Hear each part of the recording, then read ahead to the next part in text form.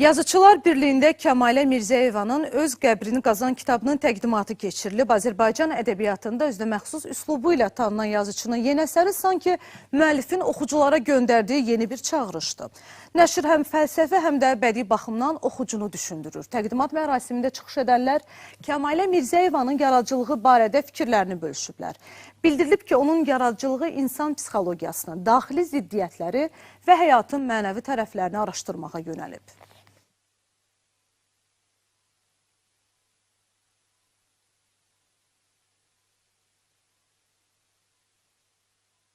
Öz qəbrini qazan kitabında mənim hekayələrim, pyeslərim və povestlərim toplanıb. Onların hamısını birləşdirən bir xətt var, o da insan taleyidir.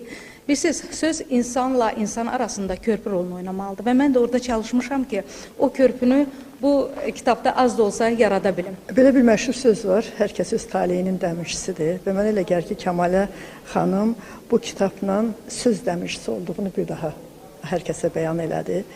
Əslində Kəmaləni mən çox illər əvvəl tanıyırdım. O vaxt bizim Azərbaycan televiziyasında biz orada mədəniyyət xəbərləri hazırlayırdıq. İlk dəfə onunla tanış olandan sonra mən onu dəvət elədim, gəldi o kanala və biz bərabər mədəniyyət aləmində baş verən yeniliklər haqqında tamaşaçılara məlumat verirdik